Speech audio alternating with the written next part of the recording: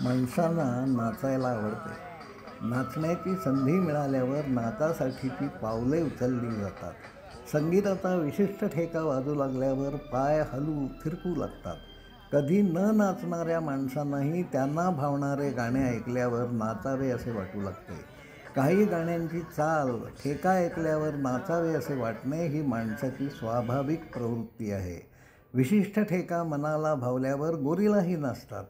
भांगडा, कोळी गीते, गरब्याची गाणी, अन्य अनेक प्रकारची गीते ही लोकनृत्यासाठीच निर्माण झाली आहेत. नाच आणि व्यायामाचा जवळचा संबंध आहे.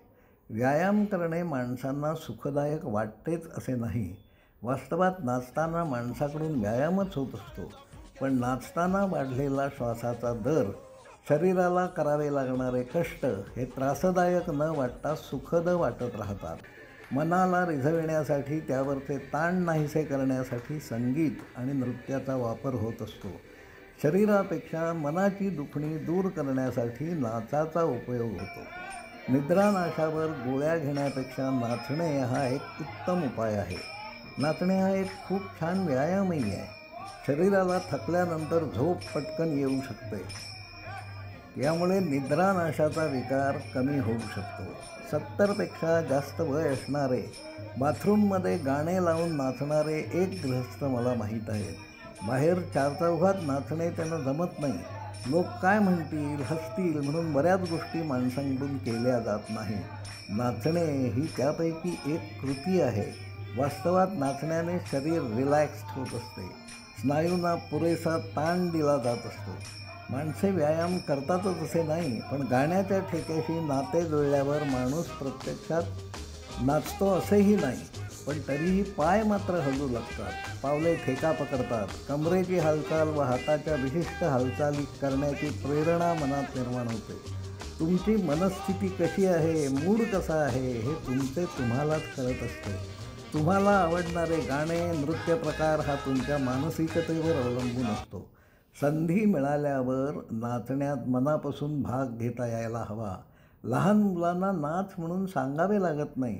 त्यांच्या आवडीचा ठेका असणारे गाणे लागले की ती लय पकडून नाचू लागतात. नाचण्यासाठी त्यांना गाणे हवेच असते असेही नाही. त्यांच्या मनात जी सुरावट ठेका वाजत असतो तो पकडून त्यावर नाचाची पावले टाकणे त्यांना जमते.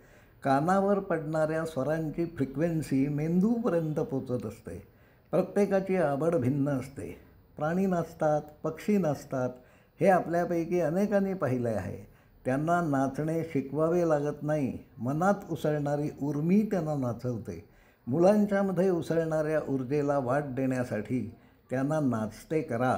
कदाचित त्यामधून बऱ्याच समस्या सुटू शकतील. अर्थात यावर अधिक संशोधन व्हायला हवे.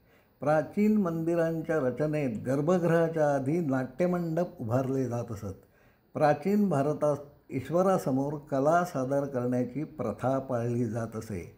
खजुराहोच्या लक्ष्मण मंदिरात बंगालमधील मुनमुन मुखर्जी नावाच्या एका नर्तिकेने सादर केलेले नृत्य पाहता आले.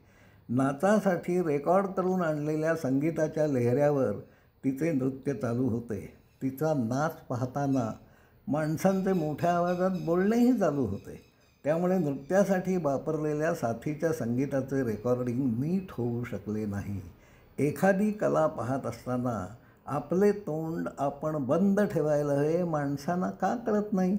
आपण जेथे कुठे जाऊ, असू, खरे म्हणजे ती आपल्यासाठी शिकण्याची एक संधी असते. हे कोणी न सुचवता आपल्याला कळायला हवे. हे आपल्याला पटले असेल असे मी मानतो. धन्यवाद.